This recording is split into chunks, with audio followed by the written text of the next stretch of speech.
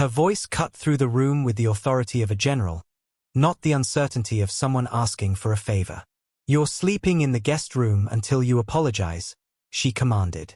I looked at her, my wife, my partner in both life and business, the woman whose reputation was built on dominance. And I said, "Only fine. No arguments, no bargaining, just acceptance." In that quiet acquiescence, I felt not defeat but a spark. We had once been equals, not just in our marriage, but in ambition. When we met, I was running a modest consulting practice. She was a rising star in her corporation. I taught her how to read people, how to bend perception, and how to win without leaving scars. After each success, she would lean close and murmur, "You always think 10 moves ahead." But somewhere along the way, our balance shifted. Her admiration became orders. Her partnership became autocracy. Tiny, almost imperceptible cruelties crept in. Casual jokes at my expense, dismissive gestures disguised as stress, subtle acts that chipped away at my respect. One evening at a dinner with her board, she introduced me as her house consultant. Laughter followed.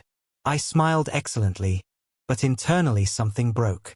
True betrayal begins not with confrontation, but with a slow erosion of respect. The real betrayal came later, hidden in plain sight.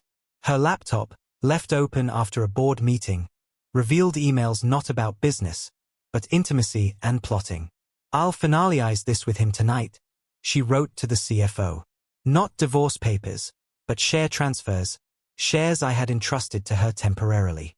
She intended to cut me out of the company we had built, the life we shared. Shock didn't strike me first. Calculation did. That night I obeyed her command and went to the guest room. I let her think she had won a minor victory. In truth, she had declared war. I began quietly. Copies of every email, every transaction, every hidden account. I found her former assistant, dismissed, but with a perfect memory and a lingering grudge, a potent combination. While she flaunted corporate supremacy, I became a ghost in her world, unseen, untouchable. I consulted my attorney, a man in my debt, and together we drafted divorce papers like traps hidden in plain sight. Every clause was designed to ensnare her. I discreetly withdrew my shares from our joint company trust, leaving breadcrumbs pointing directly to her CFO. She was too focused on expansion to notice, and by the time she realized, the exposure would be public. The night before I left, she appeared at the guest room door, arms crossed. "Are you done sulking?" she asked. I studied her, the tailored suit, the sharp gaze, the arrogance that had once drawn me in. "I'm done," I said. She smirked. "Good. Apologize and come back to bed tomorrow." I nodded once. Tomorrow never came. When she woke, I was gone. Half my belongings disappeared. My side of the bed empty. Divorce papers lay beside her coffee mug. I imagined the moment she saw them. Confusion, disbelief, rage.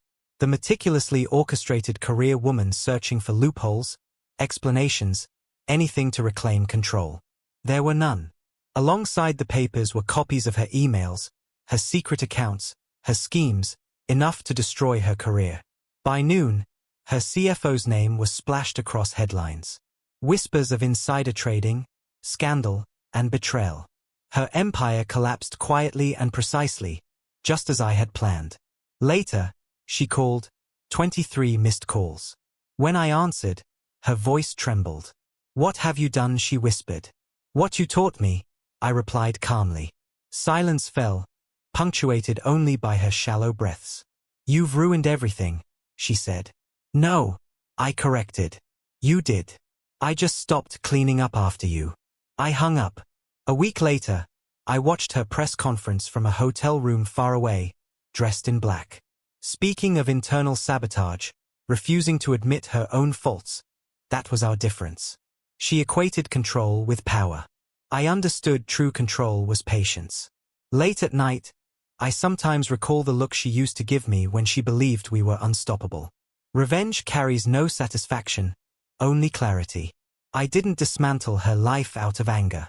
I did it because she had forgotten who had helped her rise and assumed she could diminish me to a guest in my own life. Now she lives amid the ruin she created.